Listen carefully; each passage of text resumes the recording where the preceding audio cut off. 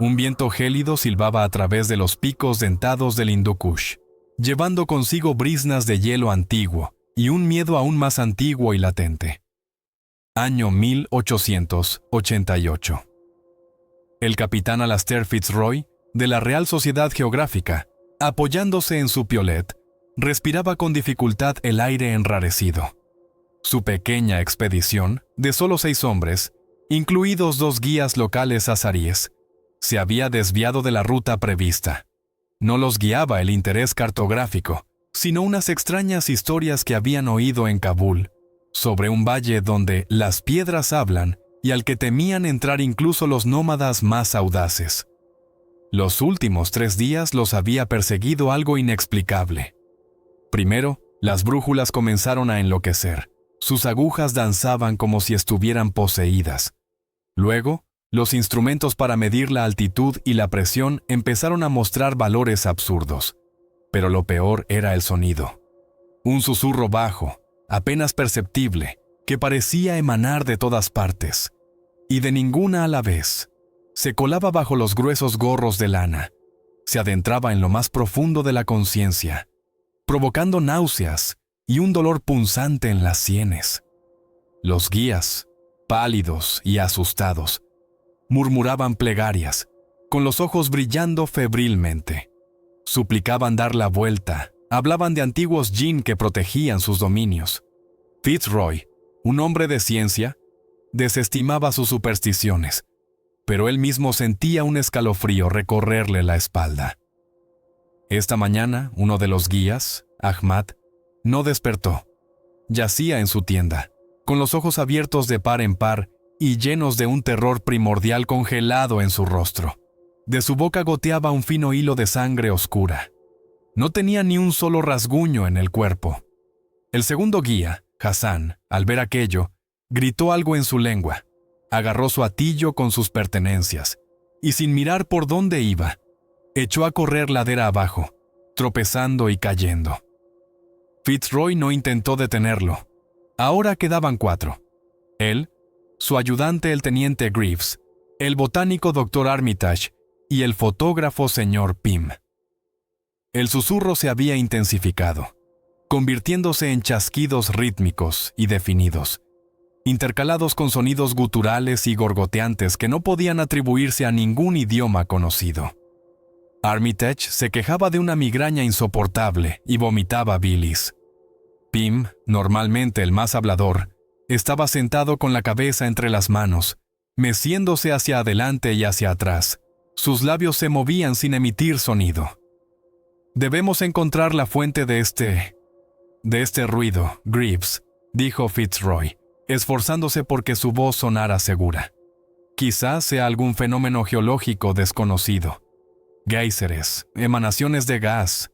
Greaves, un joven oficial de rostro curtido por el viento, solo asintió, con la mirada fija en un desfiladero estrecho y serpenteante, de donde parecía provenir el sonido. Era más denso, más espeso, casi tangible. «Señor, no creo que sea gas», susurró, su mano posándose instintivamente sobre la funda de su revólver. Avanzaron lentamente, abriéndose paso a través de un caos de peñascos y lajas de pizarra afiladas como cuchillas. El aire se volvió pesado, opresivo. Los chasquidos y los sonidos guturales se hicieron más fuertes, más insistentes.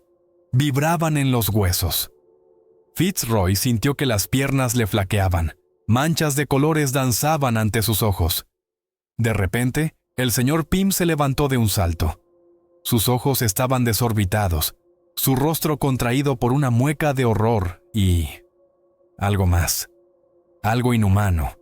Lanzó un grito agudo y escalofriante, más parecido al chillido de una bestia herida, y corrió hacia el borde del precipicio que se abría a su derecha. Antes de que Fitzroy o Greaves pudieran reaccionar, saltó. Su grito se cortó con el sonido sordo y nauseabundo de un impacto en algún lugar muy abajo. «¡Dios misericordioso!», exclamó Armitage. Su rostro se volvió gris ceniza. Empezó a retroceder, tropezando. Y entonces lo vieron. En el estrecho pasaje entre 2 rocas que se cernían sobre ellos, Allí donde la sombra era más densa, algo se movió. Al principio era solo una mancha oscura, pero luego comenzó a tomar forma. Algo alto, delgado, con extremidades anormalmente largas. Se movía a tirones, como una marioneta manejada por hilos invisibles. De la oscuridad surgió una cabeza, o lo que debía ser una cabeza. En lugar de un rostro, una superficie lisa y pulsante, salpicada de luces parpadeantes. Y entonces se oyó el sonido.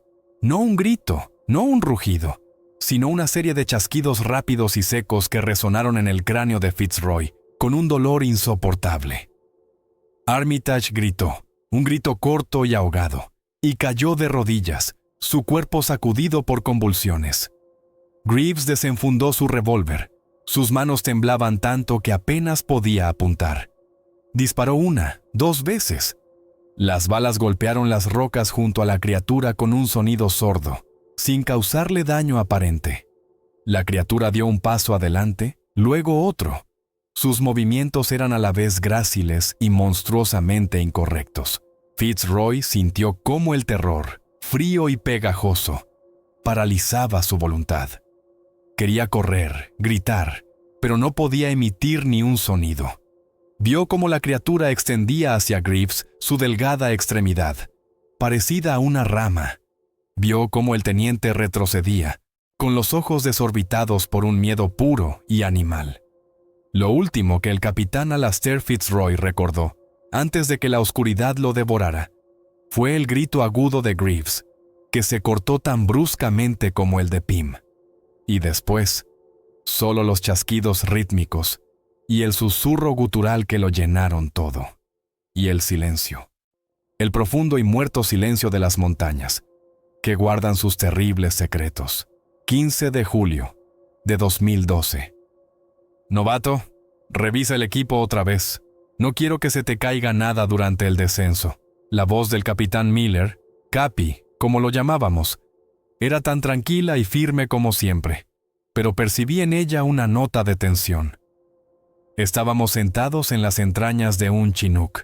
El rugido de los motores ahogaba casi todos los demás sonidos. Por la ventanilla pasaban los interminables picos parduzcos del Hindú Kush, afilados como dientes de dragón. Aquí, a una altura de casi 10.000 pies, el aire era enrarecido y frío, a pesar de los calefactores en funcionamiento. Me llamo Jake Evans, especialista, el más joven del destacamento Delta Charlie 7, y esta era mi primera operación realmente seria. La versión oficial, que nos dieron en la sesión informativa en la base aérea de Bagram, sonaba seca y militarmente rutinaria. Infiltración en el sector designado, identificación y, si es posible, neutralización de la fuente de potentes interferencias de radio que perturban el funcionamiento de los sistemas de comunicación y control de los drones de las fuerzas aliadas. Ese sector, el cuadrante PX-1138, era un pedazo de rocas y glaciares olvidado de la mano de Dios, estratégicamente insignificante, pero increíblemente difícil de alcanzar. El coronel añadió en voz baja que en esa zona habían desaparecido sin dejar rastro varias patrullas del Ejército Nacional Afgano, pero que eso eran datos no confirmados y no debían afectar al cumplimiento de la misión principal. Sí, claro, éramos 8. El Capi Miller, una roca de hombre, veterano de todo lo imaginable. El sargento Lee Steady O'Connell, su segundo al mando, un irlandés de barba rojiza y nervios de acero. El sargento Marcus Fantasma Jones, nuestro gurú de las comunicaciones y la guerra electrónica, un tipo de piel oscura que podía hacer hablar hasta a una tostadora. El especialista Michael Doc Méndez Ramírez se había retirado hacía 6 meses, pero su apodo de alguna manera se le había pegado al nuevo médico. Nuestro Salvador, siempre silencioso y concentrado, pero con ojos amables. El soldado de primera clase Carlos Bestia Díaz, nuestro ametrallador, una montaña de músculos y temperamento latinoamericano. El especialista Kevin Smith, fusilero, fiable como un reloj suizo. El especialista David Chen Lee, nuestro francotirador y observador, capaz de ver una mosca en el trasero de un águila a 1 milla de distancia. Y yo, Jake, novato, Evans. El Chinook hizo una maniobra brusca, pegándonos a los asientos. «¡Listos en 5 minutos!», rugió uno de los pilotos por el intercomunicador. Revisé una vez más las correas de mi mochila y ajusté las de mi fusil M4. El corazón me latía en la garganta. No por miedo a la altura, saltar en paracaídas era habitual, sino por la incertidumbre. Potentes interferencias de radio. ¿Qué podía ser? ¿Una instalación secreta rusa o china? ¿Un nuevo desarrollo de los talibanes? Aunque eso pareciera poco probable. Zona de aterrizaje en 2 minutos. Casi no hay viento. Visibilidad excelente. De nuevo la voz del piloto. La rampa comenzó a bajar, dejando entrar en la cabina una ráfaga de viento helado y una luz solar deslumbrante, reflejada en las cumbres nevadas. Abajo se extendía un valle estrecho y pedregoso, encajonado entre acantilados verticales. Ni un árbol, ni un arbusto, solo rocas desnudas y manchas dispersas de hierba seca. Un lugar perfecto para esconder algo, o para desaparecer sin dejar rastro. «¡Vamos, vamos, vamos!», ordenó el Capi. Saltamos de la rampa uno tras otro, aterrizando en el suelo irregular y cubierto de grava. El Chinook ganó altura de inmediato, y tras dar una vuelta, se perdió tras la cresta más cercana, dejándonos en un silencio atronador. Un silencio que oprimía los oídos más que el rugido de los motores. La sensación de aislamiento era casi física. Estábamos solos, en el corazón de una tierra hostil y extraña. «Fantasma, despliega tu cacharro», ordenó el Capi. Jones se puso a trabajar de inmediato, instalando su estación de guerra electrónica portátil y una antena direccional. Sus dedos se movían con soltura por el teclado de un portátil reforzado, mientras en la pantalla danzaban gráficos verdes. Los demás nos dispersamos, formando un perímetro defensivo. Me arrodillé, inspeccionando las laderas. Las montañas aquí parecían incorrectas, como si hubieran sido esculpidas por la mano de un escultor loco. Las sombras en las grietas parecían demasiado profundas, demasiado oscuras. Pasaron unos 10 minutos. Jones fruncía el ceño, murmurando algo para sí. «¿Qué pasa, fantasma?», preguntó O'Connell. «Es raro, Capi, muy raro», respondió Jones, sin apartar la vista de la pantalla. «Hay interferencias, fuertes, como decían, pero son fluctuantes. La fuente es inestable, como si se moviera, pero esto es aún más interesante». Pulsó varias teclas. «He detectado una señal muy débil pero estable en una frecuencia extremadamente atípica, alrededor de 1.3 GHz, pero con un ancho de banda muy estrecho y una modulación extraña. Un patrón repetitivo. Parece algún tipo de código, pero nunca he visto nada parecido».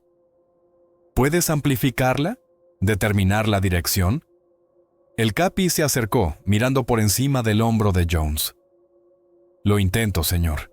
La triangulación da una dirección aproximada hacia el noreste, hacia esa cresta de rocas». Jones señaló con la mano la parte más sombría e inaccesible de las montañas. «Pero la señal es muy débil, como si algo la estuviera apantallando. O viniera de debajo de la tierra, de debajo de la tierra». Esa idea no me gustó nada. Me estremecí, aunque el sol ya empezaba a calentar. Algo en este lugar estaba decididamente mal. Una sensación de ansiedad, como un pequeño gusano frío, comenzó a removerse en algún lugar profundo de mi estómago. Jones siguió trasteando con su equipo durante aproximadamente 1 hora. El sol se elevó, convirtiendo el valle en una sartén de piedra al rojo vivo. Nos quitamos los cascos y los cambiamos por sombreros de ala ancha, pero el sudor seguía corriendo a raudales por nuestras caras, mezclándose con el polvo. Finalmente, Fantasma soltó un gruñido de satisfacción. «¡Lo tengo! He conseguido limpiarla un poco y amplificarla. La pondré en el altavoz externo, pero muy bajo, para que no nos oigan a media milla». Conectó un pequeño altavoz a su equipo. Al principio solo se oyó el siseo de la estática, familiar y casi tranquilizador. pero luego, a través de ella, empezaron a filtrarse otros sonidos, chasquidos secos y rítmicos, que recordaban a un primitivo código Morse, y entre ellos, voces, o algo parecido a voces, bajas, guturales, gorgoteantes, pronunciaban frases cortas en un idioma que nunca antes había oído. Nada que ver con el pastún, el darí o el farsi. Era algo antiguo, ajeno, que ponía la piel de gallina, como si alguien arañara un cristal justo dentro de tu cabeza. ¿Qué demonios es eso?, murmuró Díaz, nuestro ametrallador, acercándose a Jones. Su voz, normalmente potente, era inusualmente baja. «No lo sé, bestia», respondió Jones, también bajando la voz. «Pero seguro que no son los talibanes, ni los rusos. Lo he pasado por la base de datos de idiomas y no hay nada parecido».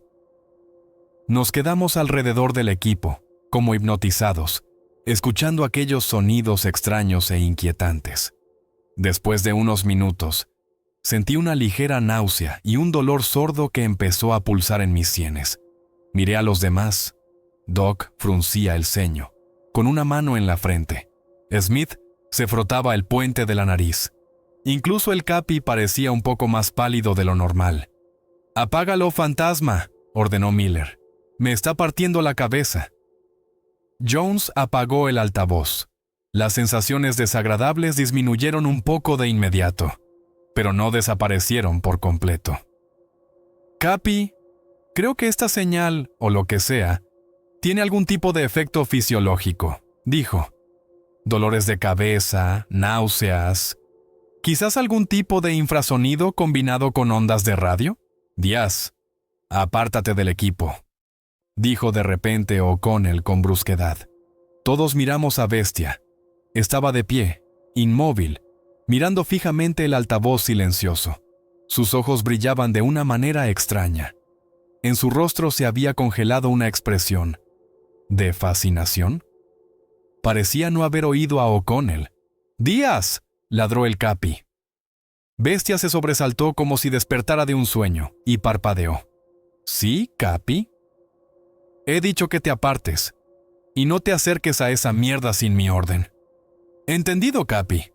Díaz se alejó unos pasos, pero me di cuenta de que de vez en cuando seguía mirando el equipo de Jones con un interés malsano. Montamos un pequeño campamento, camuflando las tiendas con el color del terreno circundante. La discusión sobre lo que habíamos oído continuó en voz baja. «Quizás sea una vieja estación soviética olvidada de la época de su invasión», sugirió Smith. «Construyeron todo tipo de mierda por aquí. El idioma no se parece ni al ruso ni a ninguno de los de Asia Central», objetó Chen Li, nuestro francotirador. Conocía varios idiomas, incluyendo farsi y un poco de ruso. «Es algo diferente, antiguo». «Yo también lo creo», asintió Jones. «Y la estructura de la señal no se parece a la tecnología humana. Se parece más a, bueno, no sé, una fuente biológica, como la ecolocalización de las ballenas, pero en radiofrecuencias. ¿Y esas voces? Estoy casi seguro de que no es habla humana». Sus palabras me provocaron un escalofrío. ¿Una fuente biológica? ¿Habla no humana? Eso ya sonaba a ciencia ficción delirante, pero lo que habíamos oído en el éter nos hacía pensar. Llegó la noche, fría, despejada, con miríadas de estrellas en un cielo de tinta. Las montañas a nuestro alrededor parecían aún más siniestras y silenciosas. Establecimos puestos de guardia turnándonos cada 2 horas. Yo vigilaba con O'Connell desde la medianoche hasta las 2.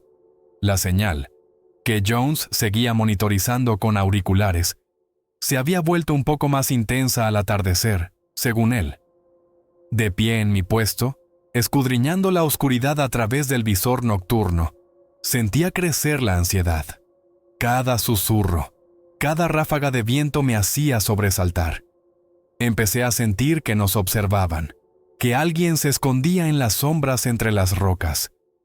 Un par de veces me pareció ver siluetas rápidas y esquivas por el rabillo del ojo, pero cuando giraba bruscamente la cabeza, no había nada, solo un juego de luces y sombras. ¿O no? Cuando finalmente me relevaron y me metí en mi saco de dormir, el dolor de cabeza volvió a intensificarse. Tardé mucho en dormirme, dando vueltas y escuchando los extraños sonidos de la noche.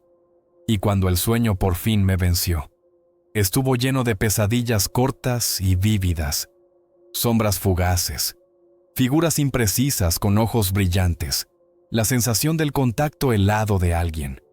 Y a través de todo ello, los chasquidos rítmicos y el susurro gutural, persiguiéndome incluso en sueños. Me desperté bañado en sudor frío, con el corazón desbocado. Aún faltaba mucho para el amanecer. Iba a ser una noche muy larga, y según sentía, no sería la última en este lugar maldito. El amanecer trajo consigo una engañosa sensación de alivio. Los primeros rayos de sol, que tiñeron las cumbres de un rojo sangriento, disiparon las sombras nocturnas, pero no lograron desvanecer el pesado presentimiento que flotaba en el aire. Nos reunimos junto al fuego, calentando raciones de combate. Todos parecían cansados y mal dormidos. Noté que casi todos tenían ojeras oscuras. Al parecer, las pesadillas no solo me habían visitado a mí. Díaz se comportaba de forma especialmente extraña. Normalmente ruidoso y sociable, hoy estaba retraído. Casi no hablaba. Sus ojos brillaban febrilmente. Su mirada estaba ausente, fija en algún punto lejano, en dirección a aquellas sombrías rocas de donde, según Jones, procedía la señal. Fruncía el ceño y se frotaba las sienes constantemente, pero cuando Doc le ofreció un analgésico, lo rechazó bruscamente. «Estoy bien, Doc, déjame en paz», masculló, lo que no era nada propio de él. Luego le oí murmurar algo para sí, fragmentos de frases en un idioma desconocido. Los mismos sonidos guturales que habíamos oído del altavoz de Jones. Un escalofrío me recorrió. «¿Estás bien, bestia?», preguntó el Capi, mirándolo fijamente. Díaz se sobresaltó, como si lo hubieran sacado de un trance. «Sí, Capi, solo me duele la cabeza, probablemente por la altitud». Pero su voz sonaba poco convincente. La señal, mientras tanto, seguía presionando nuestras mentes. Jones informó que su intensidad había vuelto a aumentar ligeramente con el amanecer. Incluso sin auriculares, sentía su presencia como un zumbido de baja frecuencia en el umbral de la audición, que causaba un dolor sordo y constante en la nuca y una ligera náusea. La irritabilidad en el equipo iba en aumento. Smith y Chen se enzarzaron por una tontería, creo que por una cantimplora. O'Connell los separó rápidamente, pero la tensión era casi palpable. El Capi hacía todo lo posible por mantener la disciplina. Su voz tranquila y segura era lo único que nos impedía saltarnos al cuello unos a otros. «No podemos quedarnos aquí mucho tiempo», dijo el Capi después del desayuno. «Fantasma, ¿puedes localizar la fuente con más precisión? Necesitamos encontrar esa cosa o solicitar la evacuación si es demasiado peligrosa». «Estoy en ello, Capi, pero la señal es muy astuta. Es como si llamara. Cuanto más intento acercarme a su verdadera naturaleza, más se resiste, saturando mis sensores con interferencias. Pero estoy casi seguro de que el epicentro está en algún lugar de ese sistema de desfiladeros, a unas 3 o 4 millas al noreste». Jones parecía agotado, con profundas ojeras bajo los ojos. «De acuerdo, recojan todo. Salimos en 30 minutos. Llevaremos solo lo esencial. Si es una instalación enemiga, tenemos que estudiarla o destruirla. Si es otra cosa, actuaremos según la situación». La segunda noche en ese valle prometía ser peor que la primera. Volvimos a establecer puestos de guardia. Mi turno era con Chen de 2 a 4 de la mañana. Antes de mí estaba Díaz, junto con O'Connell. Intenté dormir, pero la señal esa noche era especialmente fuerte. El dolor de cabeza se convirtió en una auténtica tortura. Cada latido del corazón retumbaba en mis sienes como un clavo al rojo vivo. Sentía que el sueño me vencía. Los párpados me pesaban como plomo. Luché contra la somnolencia como pude, pero era como luchar contra la marea. Alrededor de la 1 de la madrugada, me despertó el grito agudo de O'Connell. «¡Díaz! ¿A dónde vas?» Me senté de un brinco, con el corazón desbocado. Los demás también se levantaron de un salto. A la luz de la linterna de O'Connell, vimos a Díaz, con su ametralladora M249 SAW al hombro, alejarse en dirección noreste, moviéndose como un sonámbulo, sin prestar atención a los gritos. «¡Díaz! ¡Bestia, joder, para!», gritó el Capi, pero Díaz ni siquiera se giró. Su figura se disolvió rápidamente en la oscuridad. «¡Capi, se ha ido! ¡Se llevó la ametralladora!». O'Connell estaba pálido. Estaba murmurando algo en ese idioma. Intenté detenerlo, pero fue como si no me oyera. Simplemente me apartó y se fue. Jones, que había corrido con los demás, parecía alarmado. «Capi, la señal ha cambiado. Se ha vuelto aún más clara, más intensa, como si hubiera alcanzado su objetivo». Nos quedamos completamente desconcertados. Díaz, nuestro combatiente más fuerte e impulsivo, se había adentrado en la noche, llevándose consigo la ametralladora. Se había ido, como un sonámbulo, hacia donde le llamaba esa maldita señal, hacia el corazón mismo de la oscuridad. La desaparición de Díaz sumió al equipo en un estado cercano al pánico. Los primeros minutos estuvieron llenos de gritos confusos e intentos febriles de contactar con el soldado desaparecido por radio. «Díaz, joder, ¿responde? Esto no tiene gracia», rugía O'Connell en el micrófono. Pero la respuesta era solo el siseo de la estática, ahora siniestro y burlón. «¡Silencio!», ladró el Capi Miller, y su voz, amplificada por la ira y la ansiedad, nos hizo callar a todos. «El pánico no nos ayudará. O'Connell, ¿viste en qué dirección se fue?». O'Connell asintió. «Directamente al noreste, señor, hacia donde viene la señal». Caminaba con seguridad, sin desviarse. Miller maldijo. En su rostro se reflejaba todo el peso de la decisión que tenía que tomar.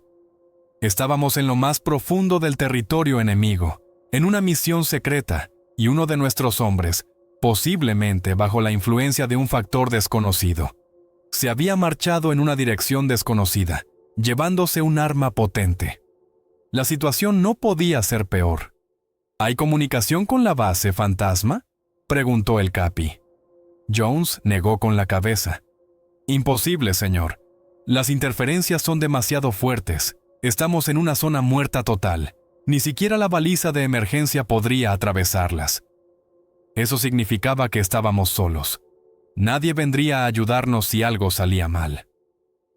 Miller nos miró, a cada uno por turno. Su mirada era pesada pero decidida. «No abandonamos a los nuestros», dijo en voz baja pero firme.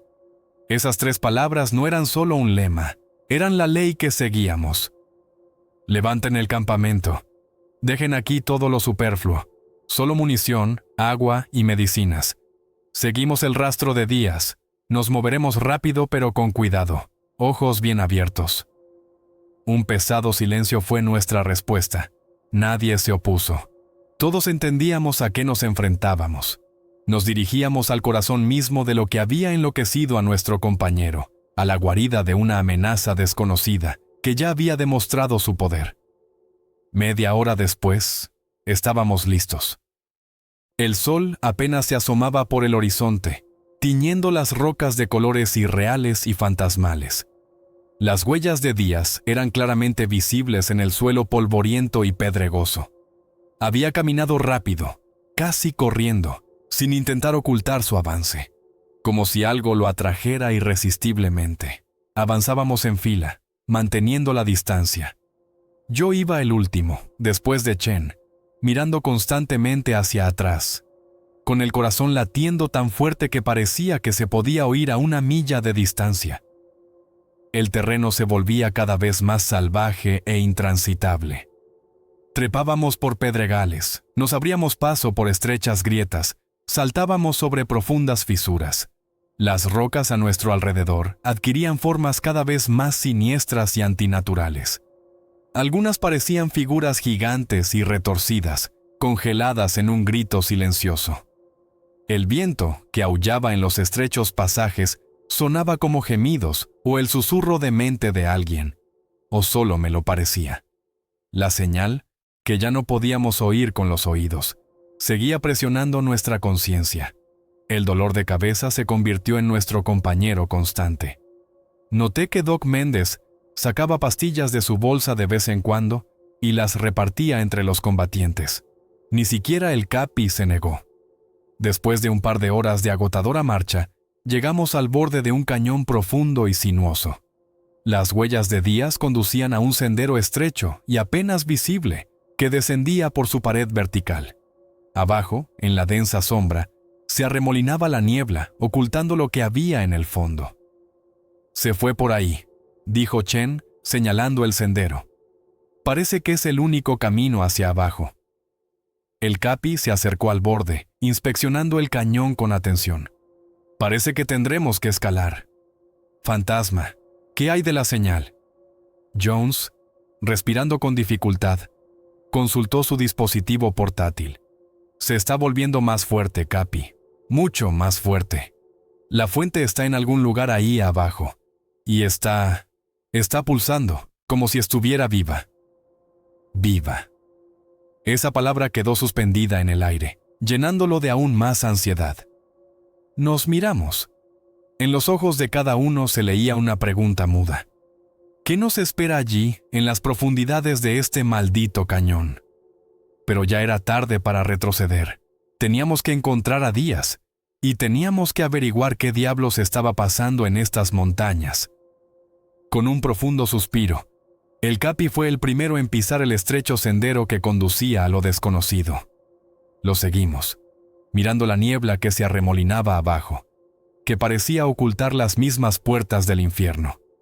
Llevábamos cerca de una hora descendiendo por el cañón. El sendero era estrecho y traicionero, cubierto de pequeñas piedras que amenazaban con desprenderse bajo nuestros pies y caer con estrépito al abismo sin fondo a nuestra izquierda. A la derecha se cernía una pared de roca vertical, llena de grietas y extrañas erosiones que parecían escrituras. La niebla de abajo no se había disipado. Se arremolinaba como un caldo espeso, ocultando el fondo del cañón. La señal, o más bien su presión silenciosa sobre el cerebro, se sentía especialmente fuerte aquí, en este espacio cerrado. La cabeza me zumbaba como una campana y el estómago se me revolvía por las náuseas. El Capi ordenó un breve descanso en una pequeña cornisa, lo suficientemente ancha como para que pudiéramos acomodarnos sin riesgo de caer. Nos apoyamos en la roca, respirando con dificultad, intentando recuperar fuerzas. Chen, como de costumbre, tomó una posición un poco más alta, observando los alrededores a través de la potente óptica de su fusil. «Veo movimiento», dijo de repente en voz baja. Su voz era tensa. En aquel risco, a las 11 en punto, a una distancia de unas 800 yardas. Todos nos quedamos helados, buscando instintivamente nuestras armas. «¿Qué es, Chen? ¿Talibanes?», preguntó el Capi. «No distingo bien. Parecen cabras montesas, pero se mueven de forma extraña». Chen siguió mirando por el ocular. Su rostro fue cambiando gradualmente, reflejando primero perplejidad, luego incredulidad, y finalmente, un terror absoluto. «Capi, no son cabras, Dios mío. ¿Qué son esas criaturas?». Nos agrupamos a su alrededor, intentando distinguir lo que tanto le había asustado. El risco estaba lejos, y sin óptica solo se veían unos puntos oscuros e imprecisos. O'Connell sacó sus prismáticos. A los pocos segundos, soltó una palabrota tan sucia como nunca le había oído. «Que me parta un rayo. Capi, tienes que ver esto». Miller tomó los prismáticos. Su rostro se petrificó. «Todos, prepárense para el combate». Su voz era firme, pero capté en ella un matiz de conmoción. «No son humanos, ni animales». Miré a través de mis propios prismáticos, que saqué con manos temblorosas. Al principio, Yo también vi solo un grupo de figuras oscuras que saltaban por una ladera casi vertical con una agilidad increíble. Pero cuando ajusté el enfoque, la sangre se me heló en las venas. Eran criaturas humanoides, de la altura de un hombre, pero con extremidades desproporcionadamente largas y delgadas. Sus piernas terminaban en pezuñas hendidas, como las de las cabras, y de sus cabezas, cubiertas de un pelaje oscuro y enmarañado, sobresalían cuernos cortos y afilados. Pero lo más aterrador no era eso. Sus movimientos eran completamente inhumanos, bruscos, espasmódicos, pero a la vez increíblemente rápidos y precisos. Se movían por las rocas de una manera que ninguna criatura que yo conociera podría hacerlo. Y sus ojos. En el ocular de los prismáticos vi claramente cómo brillaban con un fuego rojo, tenue y siniestro. De repente, una de las criaturas se detuvo y giró la cabeza en nuestra dirección, como si hubiera sentido nuestra mirada. Las demás también se quedaron quietas, sus ojos rojos fijos en nosotros, a pesar de la enorme distancia. Y entonces se oyó un sonido, un aullido prolongado y escalofriante, que se transformaba en una especie de balido espeluznante y distorsionado, cuyo eco rebotó en las paredes del cañón. Aquel sonido me erizó el vello de la nuca, e inmediatamente las criaturas se pusieron en marcha. Se lanzaron ladera abajo a una velocidad increíble, saltando sobre grietas y peñascos, sus pezuñas sacando chispas de las piedras. Se dirigían directamente hacia nosotros.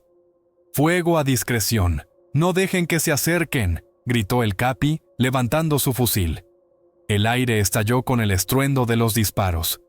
Nuestros M4 y el segundo M249 SAW que llevaba Smith, tras la desaparición de la ametralladora pesada de Díaz, él había tomado una versión más ligera.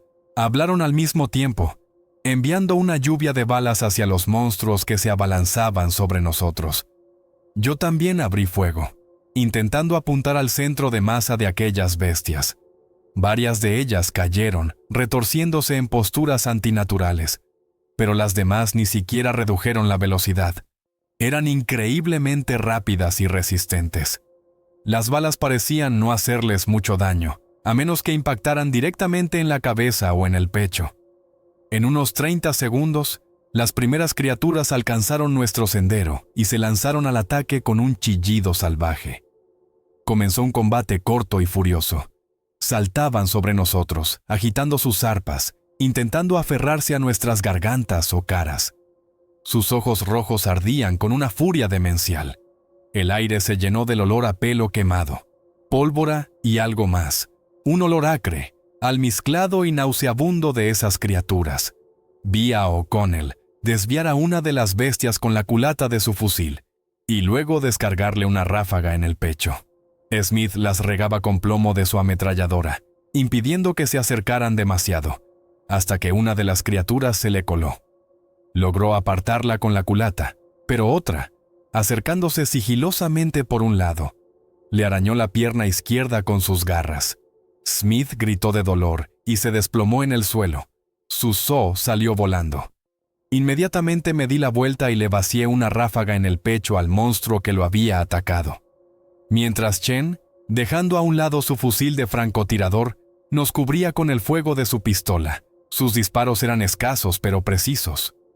La batalla no duró más de 2 o 3 minutos, pero a mí me parecieron una eternidad. Finalmente, las últimas criaturas supervivientes, al ver que su ataque había fracasado, se retiraron con el mismo balido espeluznante, desapareciendo en las grietas de las rocas tan rápido como habían aparecido. Nos quedamos allí, respirando con dificultad, con la adrenalina todavía hirviendo en la sangre. A nuestro alrededor, en el estrecho sendero, yacían no menos de una docena de cadáveres deformes. ¿Están todos bien?, preguntó el Capi, recargando su fusil. «Creo que sí», empezó a decir Jones, pero entonces Smith gimió. La pernera de su pantalón estaba desgarrada, y de una profunda herida en el muslo manaba sangre a borbotones. Aquella criatura le había alcanzado con sus garras. El dolor, al parecer, era infernal. Yacía en el suelo, apretando los dientes. Doc Méndez apareció a su lado de inmediato, cortando el pantalón y aplicando un torniquete. Su rostro era serio. La herida es profunda. Hay que desinfectarla y coserla urgentemente. Miramos a Smith ensangrentado, a los cadáveres de aquellos monstruos, a las sombrías rocas que nos rodeaban. ¡Demonios, cabra! ¿Qué demonios era eso? ¿Y qué nos esperaba más adelante en este maldito cañón? Una cosa estaba clara. Nos enfrentábamos a algo que escapaba a nuestra comprensión. Y ese algo era muy, muy malvado. El dolor de Smith, a juzgar por su rostro contraído, era insoportable, punzante, ardiente. Doc trabajó con rapidez y profesionalidad, limpiando la herida con antiséptico y luego aplicando suturas. Smith apretó los dientes para no gritar. El sudor le corría a raudales por la cara. El Capi estaba a su lado, con el rostro sombrío. Los demás combatientes, incluido yo, vigilábamos nerviosamente las laderas, esperando un nuevo ataque. Pero los demonios cabra, como los habíamos bautizado para nuestros adentros, parecían haberse retirado definitivamente. Al menos, por ahora. ¿Y bien, Doc?, preguntó el Capi cuando Méndez terminó el vendaje. Doc negó con la cabeza. Mal, Capi. La herida es profunda. Los músculos están afectados. Las garras de esas bestias estaban sucias como una alcantarilla. Hay un alto riesgo de infección. No podrá caminar. Necesita reposo y antibióticos. Smith miró al Capi con desesperación. Puedo hacerlo, Capi. Debo... Miller le puso una mano en el hombro. Lo sé, Smith. Pero Doc tiene razón. Ahora mismo eres una carga. Seguir adelante en tu estado es arriesgar no solo tu vida, sino la de todo el equipo. Fue un golpe bajo para todos nosotros. Smith, uno de nuestros combatientes más fiables, estaba fuera de combate. El Capi se apartó y deliberó en voz baja con O'Connell durante unos minutos. Vi la tensión en sus rostros. La decisión que tenían que tomar era difícil. Dejar a Smith aquí era condenarlo a una muerte segura si las criaturas volvían. Evacuarlo era imposible. No había comunicación, y arrastrar a un herido de vuelta por ese sendero bajo la amenaza constante de un ataque era un suicidio. Finalmente, Miller se acercó a Smith. Esto es lo que haremos, Smith. Te quedarás aquí con Doctor. Él te dará toda la ayuda que necesites. Encontraremos un refugio para ustedes, lo más seguro posible. Les dejaremos munición extra y una radio.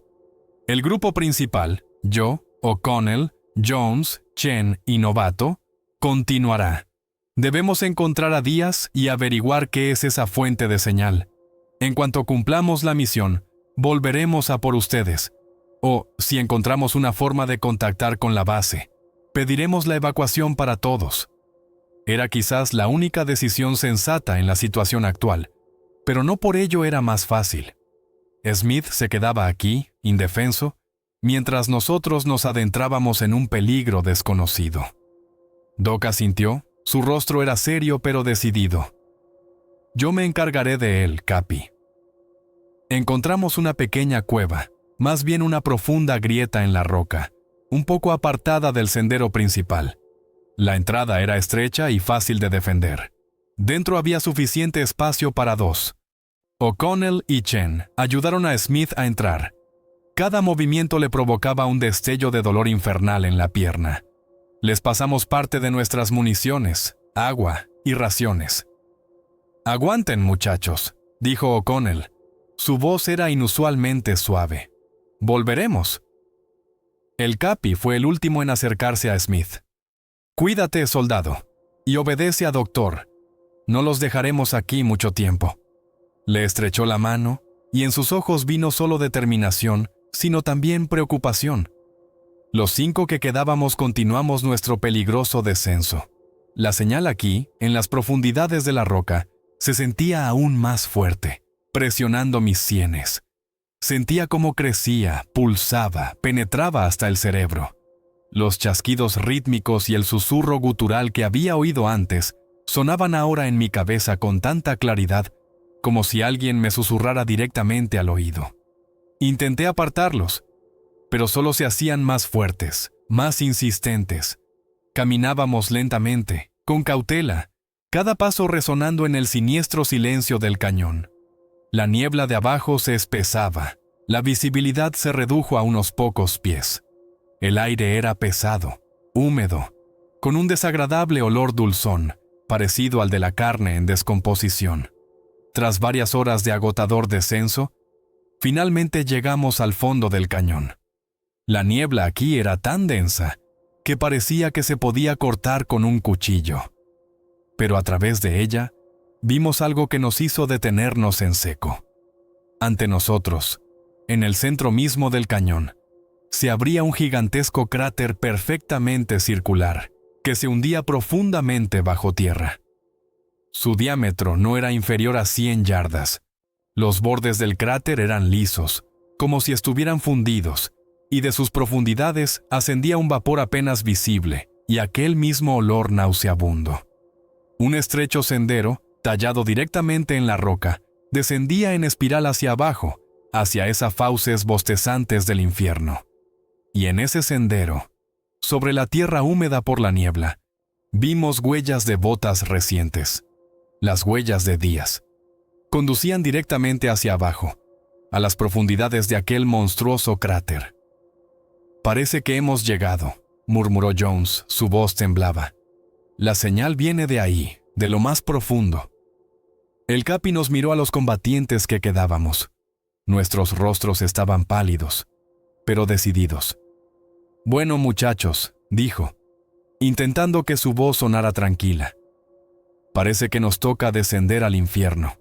Y fue el primero en pisar el sendero en espiral que conducía a lo desconocido. Yo seguía a O'Connell, con el corazón martilleándome en el pecho como un martillo neumático. El descenso por el sendero en espiral hacia el gigantesco cráter fue como sumergirse en una pesadilla. Cada vuelta nos llevaba más profundo en la oscuridad, más lejos de la tenue luz que se filtraba a través de la niebla de arriba. El aire se volvía más pesado, más denso.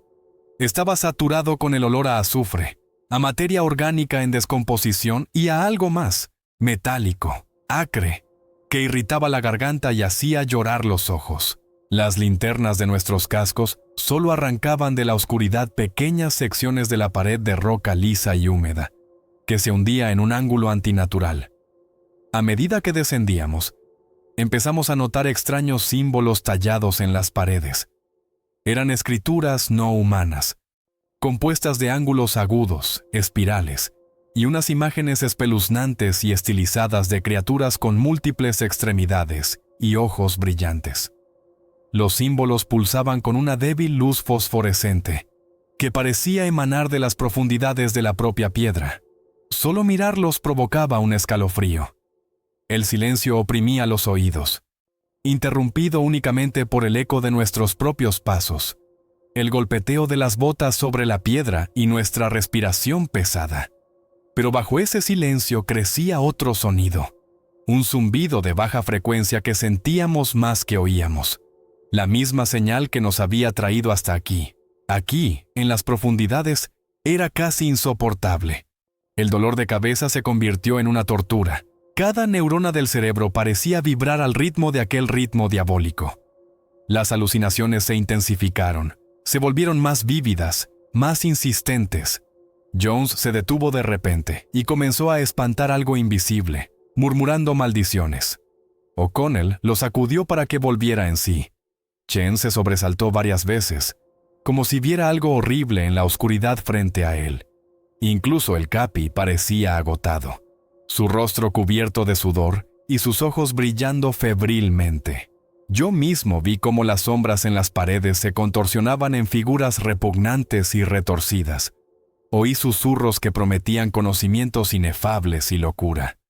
Vimos las sombras de antiguos y sangrientos rituales destellando en las paredes. Figuras espeluznantes con largas túnicas, inclinadas sobre altares de los que goteaba un líquido oscuro. Oímos los gritos fantasmales de las víctimas, mezclándose con cánticos guturales y gorgoteantes. Era como una danza demente de sombras y sonidos. engendrada por nuestra propia imaginación inflamada. ¿O no? La línea entre la realidad y el delirio se volvía cada vez más delgada. «Manténganse juntos», ordenó el Capi. Su voz sonaba ronca. «No se dejen llevar por esto. Son solo juegos mentales». Pero ni él mismo parecía creerlo del todo. Después de un tiempo que nos pareció una eternidad, el sendero en espiral terminó y nos encontramos en el fondo del cráter. Aquí había un poco más de espacio. El haz de la linterna del Capi arrancó de la oscuridad la entrada a un enorme túnel, claramente artificial, que se adentraba en la montaña. Las paredes del túnel eran lisas, pulidas, como si hubieran sido fundidas o roídas por alguna criatura gigantesca. Del túnel emanaba un frío y el mismo olor nauseabundo. «Parece que es esto», dijo Jones, su voz apenas audible. «La señal viene de ahí. Potencia máxima». Entramos en el túnel, moviéndonos lentamente, en fila india preparados para cualquier sorpresa. Yo iba detrás de Chen, tratando de controlar el temblor de mis manos. El túnel se bifurcaba, formando toda una red de pasadizos que se extendían en diferentes direcciones. Era un verdadero laberinto, creado por una mente no humana. Seguimos las huellas de Díaz, que eran claramente visibles en el suelo húmedo y arcilloso. Finalmente, las huellas nos llevaron a una enorme sala abovedada. El techo se perdía en lo alto, en la oscuridad. La sala estaba iluminada por una luz tenue y pulsante que emanaba de las paredes, cubiertas con los mismos símbolos espeluznantes. En el centro de la sala había una especie de pilar orgánico gigante, surcado de venas luminosas, que se elevaba hacia la oscuridad. A su alrededor había esparcidas unas extrañas estructuras en forma de capullo, y en una de esas estructuras lo vimos. A Díaz. Estaba encerrado en un capullo semitransparente y de aspecto repugnante, hecho de una masa mucosa y pulsante, adherido a la pared de la sala. El capullo estaba entrelazado con delgados zarcillos, parecidos a raíces, que se hundían en la pared. Díaz estaba vivo, su pecho se elevaba y descendía débilmente, pero sus ojos estaban abiertos de par en par y completamente vacíos, desprovistos de toda expresión. Un fino hilo de saliva le caía de la boca.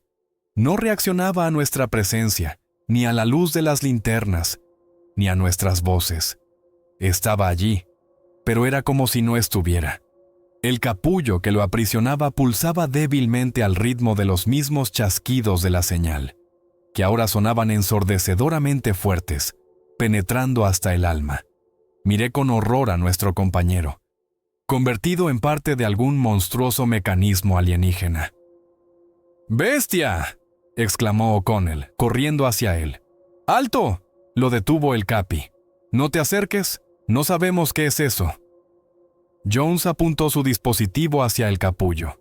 «Capi, esto es una especie de simbiosis. Esta cosa se está alimentando de él, o lo usa, como un repetidor. La señal se amplifica a través de él». Nos quedamos allí, conmocionados. La lucha con nuestra propia mente que habíamos librado hasta ahora parecía un juego de niños en comparación con este horror. Esta era la guarida de los antiguos, un lugar que no debería existir, un lugar del que no había salida, o sí la había. La visión de Díaz, encerrado en aquel repugnante y pulsante capullo, nos provocó a todos un shock mezclado con furia. «Tenemos que sacarlo de ahí», rugió Chen, algo extremadamente atípico en él, apretando su fusil con tanta fuerza que sus nudillos se pusieron blancos. «Cuidado», advirtió el Capi. «Esa porquería puede ser peligrosa. Novato, cúbrenos. Jones, ¿alguna idea de cómo liberarlo sin hacerle daño? ¿A él o a nosotros?» Jones se acercó, examinando cuidadosamente el capullo y el entramado de zarcillos pulsantes. «Parece que estos filamentos están incrustados en él, Capi, y también parecen mantenerlo con vida. Si simplemente los cortamos, podría matar a Díaz, pero tampoco podemos dejarlo aquí». Señaló el punto donde el tallo principal del capullo se unía a la pared. Creo que debemos cortar aquí, separarlo de este sistema de alimentación. O'Connell sacó su cuchillo de combate. «Déjame a mí». Se acercó al capullo y, levantando el cuchillo, golpeó con fuerza el tallo grueso y viscoso. Se oyó un sonido repugnante y chapoteante. De la herida brotó un líquido espeso y fosforescente, con un olor nauseabundo. O'Connell golpeó de nuevo y otra vez. Finalmente, con el último golpe, el capullo se desprendió de la pared y cayó al suelo con un ruido sordo. En el mismo instante en que el capullo fue dañado, los chasquidos rítmicos de la señal que llenaban la sala se distorsionaron por un momento, convirtiéndose en un chillido ensordecedor que cortaba el oído. La luz pulsante de la sala parpadeó y luego brilló con más intensidad. Y desde las profundidades de los túneles por los que habíamos venido, se oyó un rugido furioso y polifónico que hizo temblar las paredes. «¡Saben que estamos aquí! ¡Salgamos rápido!», gritó el Capi. O'Connell y Chen levantaron a Díaz por los brazos. Estaba pesado, flácido, pero sus piernas se movían de alguna manera. Sus ojos seguían vacíos, pero gemía en voz baja, lo cual era al menos una señal de vida. El Capi y yo cubrimos su retirada, retrocediendo hacia la salida de la sala, disparando a las sombras que comenzaban a espesarse en los rincones lejanos. Tan pronto como salimos de la sala y volvimos al túnel que conducía al sendero en espiral, una nueva oleada de demonios cabra salió de los pasadizos laterales. Esta vez eran muchos más, y parecían aún más feroces y enloquecidos que los que habíamos enfrentado en el cañón. Sus ojos rojos ardían con un fuego infernal, y de sus fauces goteaba espuma. «¡Fuego! ¡No dejen que se acerquen!», ordenaba Miller, disparando a las criaturas que avanzaban. Comenzó una lucha desesperada en el estrecho túnel. Retrocedíamos, disparando, arrastrando a un casi inconsciente Díaz. Disparaba ráfagas cortas, tratando de ahorrar munición, pero las criaturas eran demasiadas. Las balas rebotaban en las paredes, el aire se llenó del estruendo de los disparos, el balido furioso de los monstruos y el olor a pólvora y sangre. Jones, cubriendo nuestra retaguardia, recibió un zarpazo en el brazo, dejando caer su fusil. Una de las criaturas saltó sobre él, pero el Capi, dándose la vuelta, reaccionó al instante, metiéndole una bala justo entre los ojos. Jones recogió su fusil, con el rostro contraído por el dolor. «¡Más rápido! ¡A la salida!», gritaba O'Connell.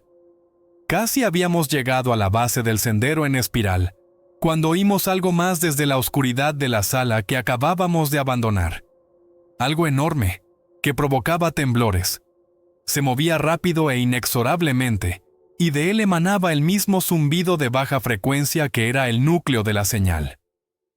«¡Dios mío!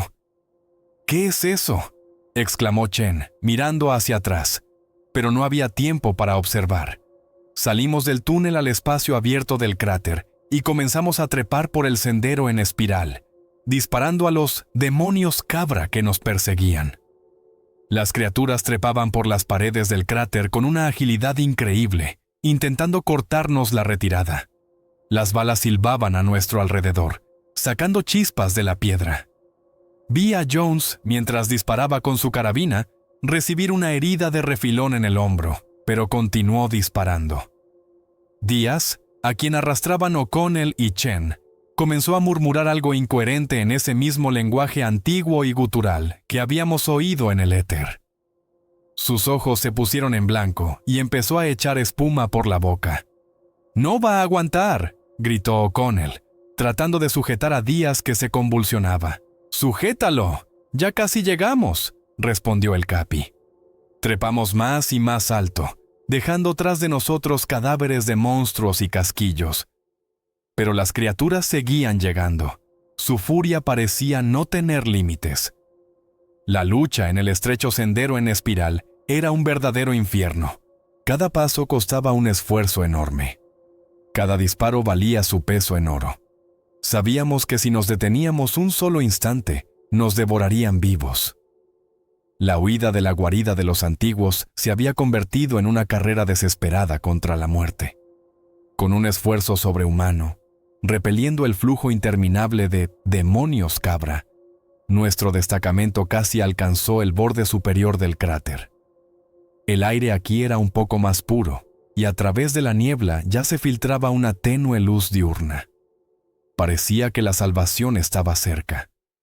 Pero justo en ese momento, desde las profundidades del cráter, se oyó un estruendo ensordecedor y grave que hizo temblar la tierra bajo nuestros pies. Cayeron piedras de las paredes y el sendero en espiral se agrietó. «¿Qué ha sido eso?», gritó Jones, apenas manteniendo el equilibrio. El Capi miró hacia abajo, a las fauces bostezantes del cráter. Lo que vio le heló la sangre en las venas. De la penumbra que se arremolinaba en el fondo, se alzaba algo enorme, colosal. «¡O'Connell! ¡Jones! ¿Nos queda 104?» gritó el Capi, su voz sobreponiéndose al creciente estruendo. «Sí, Capi. 2 cargas», respondió O'Connell, arrastrando a Díaz lejos del borde. «Colóquenlas en los tramos más estrechos del sendero, debajo de nosotros. Rápido. Los demás, yo, Chen, Novato, a cubrir. Y suban a Díaz». Mientras O'Connell y Jones, arriesgando sus vidas, descendían unos cuantos giros por el tambaleante sendero para colocar los explosivos, los 3 nos pusimos a la defensiva, disparando a los últimos y más desesperados demonios cabra que todavía intentaban alcanzarnos. Y entonces, de la oscuridad del cráter, de las nubes de vapor y polvo, apareció eso. Una criatura gigantesca y vermiforme, cuyo cuerpo estaba cubierto por una armadura quitinosa de un color oscuro, casi negro. Su diámetro no era inferior a 20 pies. En lugar de cabeza, tenía una enorme boca circular, erizada con varias hileras de dientes afilados como cuchillas, dispuestos en círculos concéntricos. Del cuerpo de la criatura crecían en todas direcciones docenas de tentáculos sinuosos, parecidos a serpientes, que terminaban en garras afiladas o ventosas. Emitía el mismo zumbido de baja frecuencia que era la fuente de la señal, pero ahora se le había añadido un chirrido vibrante que hacía rechinar los dientes. Esta monstruosa criatura reptaba velozmente por la pared vertical del cráter. Sus tentáculos se aferraban a la roca, dejando profundos surcos. Se movía con una velocidad aterradora, acortando la distancia que nos separaba. Los demonios cabra a su lado parecían simples parásitos. Era el amo de este lugar, un dios antiguo, despertado de un sueño milenario. «Cargas colocadas, Capi», se oyó la voz de Jones desde abajo. Él y O'Connell ya estaban trepando de vuelta, sus rostros pálidos de terror. La criatura ya estaba cerca.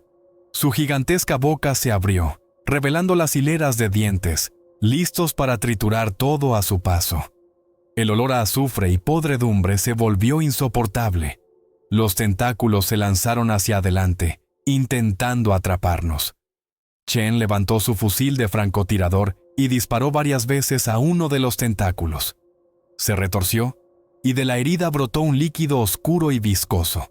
Pero eso no detuvo al monstruo. Disparé varias ráfagas de mi M4 a otros tentáculos, tratando de ganar unos segundos. «¡Todos arriba! ¡Rápido!», ordenaba Miller, retrocediendo el último.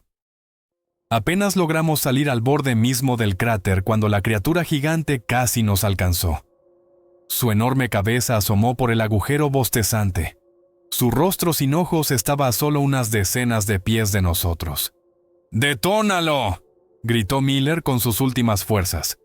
Jones, ya tumbado en el suelo arriba, pulsó el botón del detonador.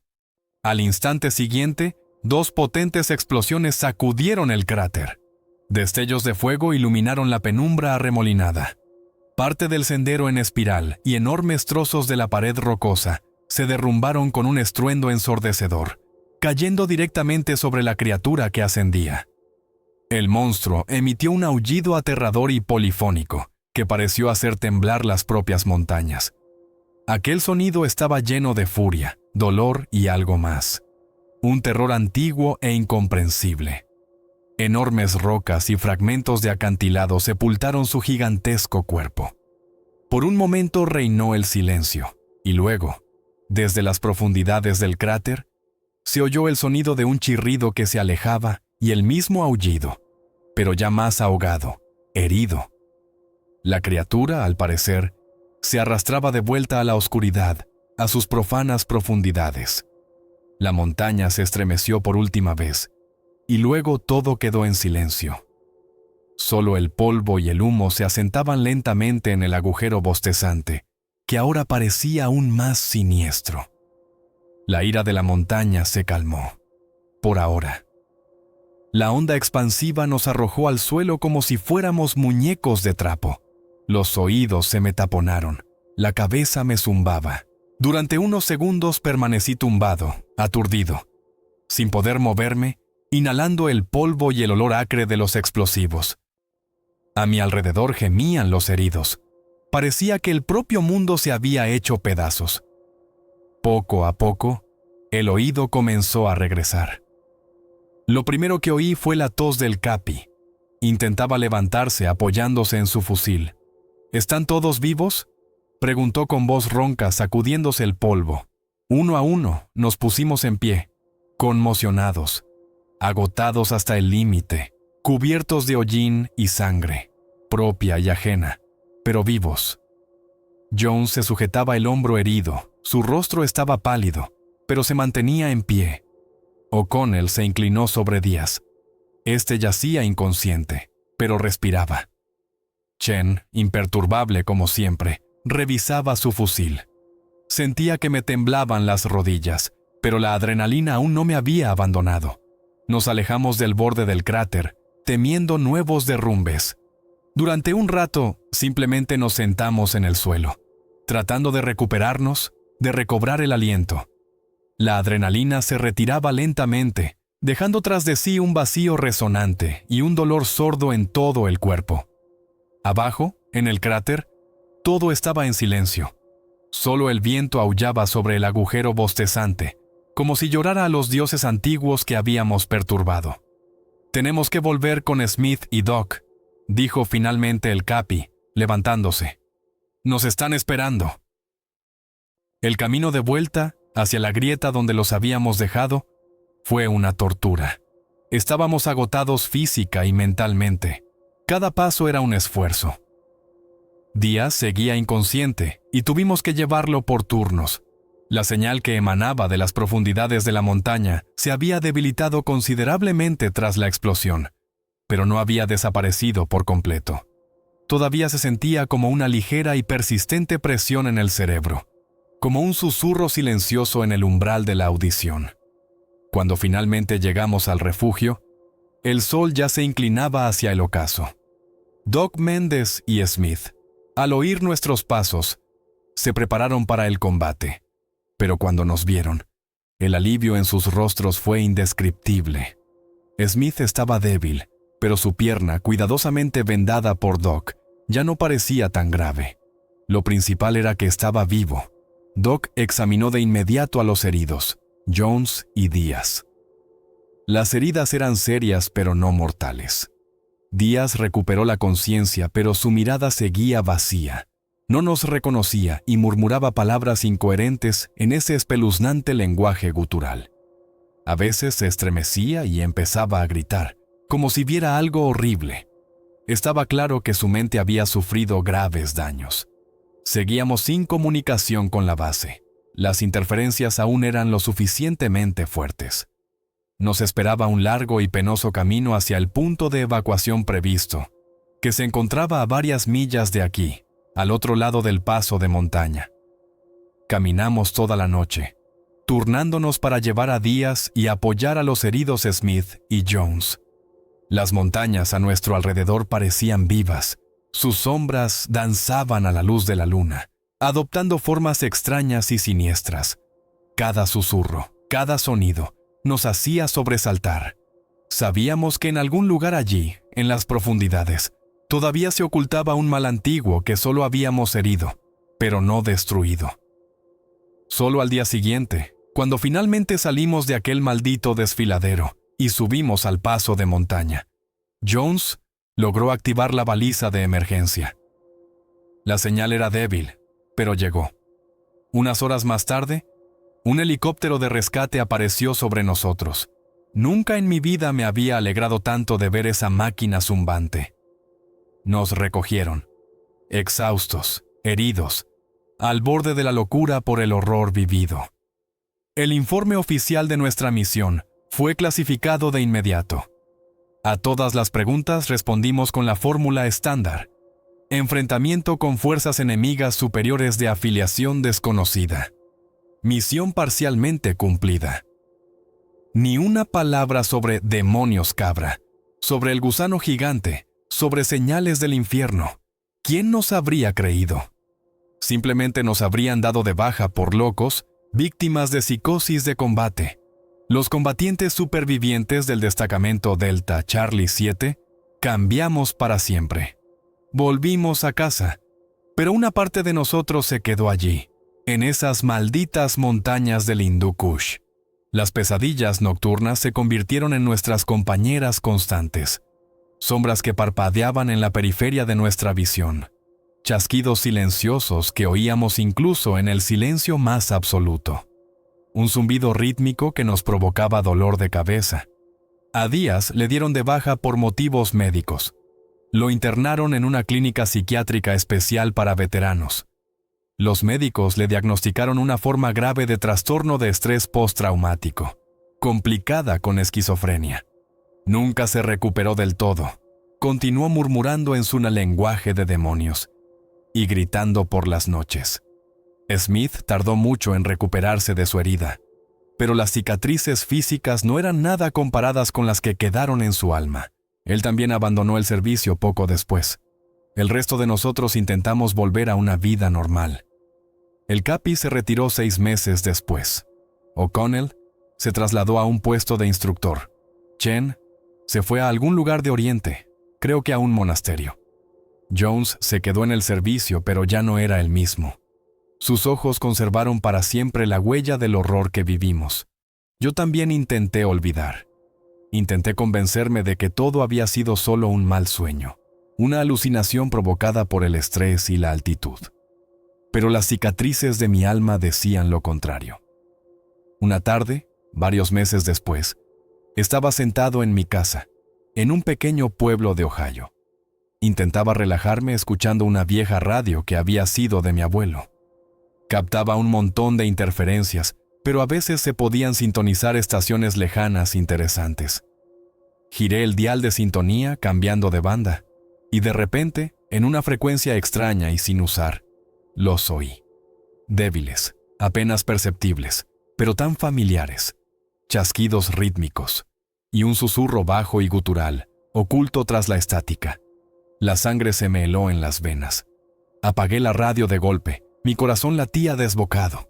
Me temblaban las manos. No podía ser. Era imposible. ¿Será que ya están aquí también?